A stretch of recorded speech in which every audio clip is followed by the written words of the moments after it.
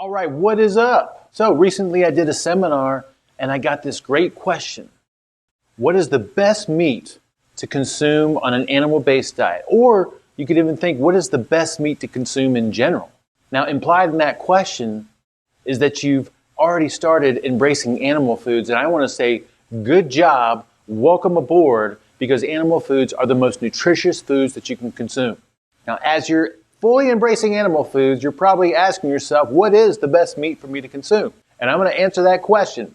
Now, I do want to start with what's primary is eating real food first, while emphasizing and prioritizing animal foods for their nutritional value.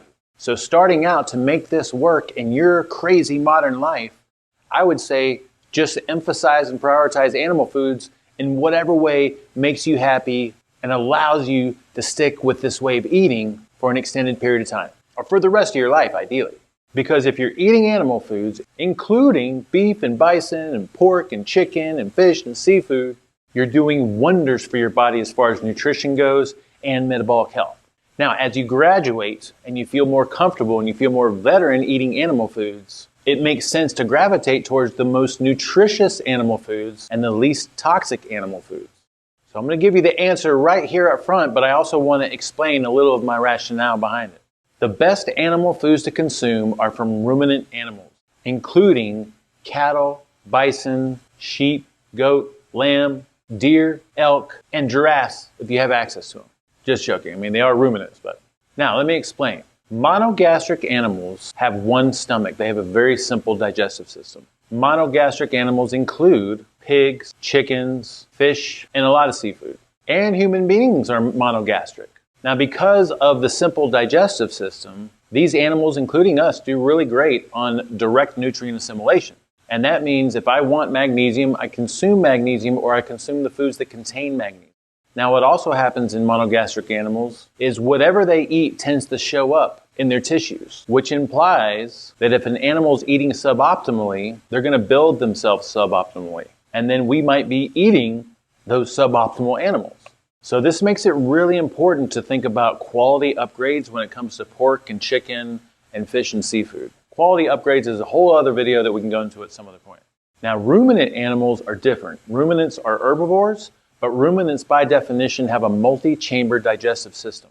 This complex digestive system ruminates or ferments plant matter and transforms what would otherwise be nutrient-deplete plant matter into extremely beneficial nutrients. So ruminants take plant matter and convert it into their flesh, which contains all the essential amino acids, fatty acids, vitamins, and minerals, including things like B12 and absorbable iron, and they tend to have a more favorable fatty acid composition, meaning they're going to have a better omega-3 to omega-6 ratio of their fatty acids in their tissues compared to monogastric animals like pork and chicken, especially when they're fed grain and agricultural-based products. Now, ruminants, because of this complex digestive system, also detoxify the plants they consume. So by the time they've converted it into their flesh, they've detoxified the plants of all the things that would typically cause us problems, because we wouldn't be able to eat most of the plants they consume. And because of their complex digestive systems, they also are able to detoxify external environmental toxins, including glyphosate. And we see this because we tend to see very low amounts of glyphosate in beef, in bison, in ruminant animals, even if they're raised in conventional farming practices.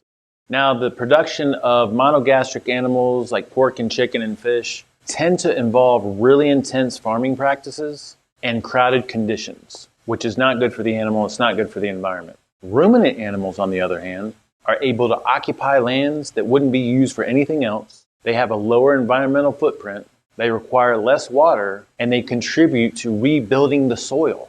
So you can feel good about eating your beef and bison because you're also doing good for the planet. And then finally, historically, many traditional primitive populations, ancestral populations, have always consumed ruminant animal meat as a primary component of their diets. In fact, these are the foods that these traditional populations prefer because of their nutritional value and life-giving properties. So, to answer the question, what is the best meat to consume? Well, I'd say starting out, animal foods first, no matter what they are. And then as you learn to optimize your consumption of animal foods, beef and bison and other ruminant meats, should, or at least could, make up the majority of the animal foods that you consume, while pork and chicken and fish and seafood and eggs can make up a smaller amount.